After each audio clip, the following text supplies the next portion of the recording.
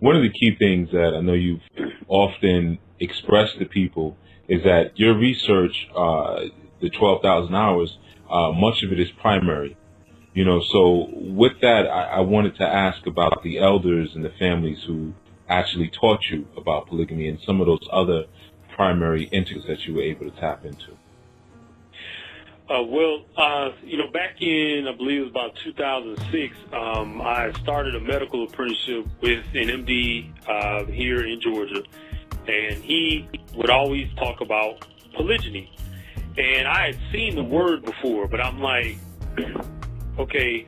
In fact, you know what? When I met him, I believe that I had only seen polygyny once, but he began to really expound on polygyny.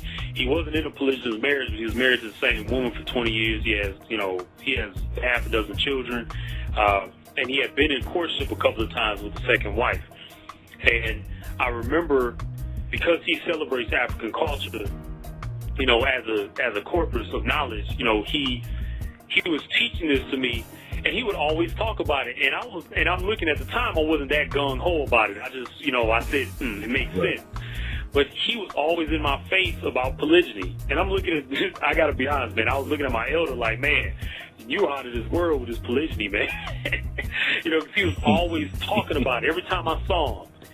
Every time he got on the phone, he'd be like, well, in ancient Africa, we practice polygyny, so all of this stuff doesn't really matter. I was like, what are you talking about? And finally, I got also with an elder who is, he's a lineage holder from the Igbo tribes. He's a lineage holder in a martial arts system that he created. That he got, the center of, and then he built around it. And he would always talk about polygyny. And he was an Igbo, Nigerian, Hebrew man, and he was just always talking about polygyny. It's like, if you find any polygynous women, there's a lot of virgins still left in America. You need to get with one of these virgins and build a polygynous family. I'm looking like, man, what is it about this polygyny, man? But they taught me how to have a very ancient mind state when it comes to polygyny.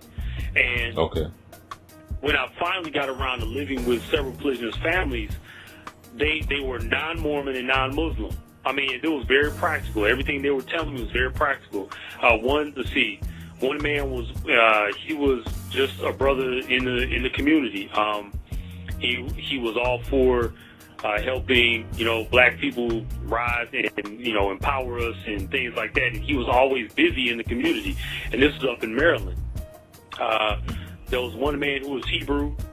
I met one guy who was Messianic. He didn't consider himself a Christian, but he was Messianic. And he followed many of the scriptures and ways of the ancient Hebrew sages. There was another man who was also Hebrew. He came out of one of the American Hebrew camps, and he was forming his own he had his own compound, and at the time was courting a second wife. So I had one guy. I lived with one guy. He had two wives. He had three. Another man had four. Another man had two. Yeah, two of those guys had two wives. So here I am, actually living with them, seeing what they do every day, except the Messianic, his wives were scattered, so I only met one of his women. The others one lived out of state, and the others lived in a different part of the state I was in. I was on the West Coast. But I learned so much by watching them and listening to the practical advice.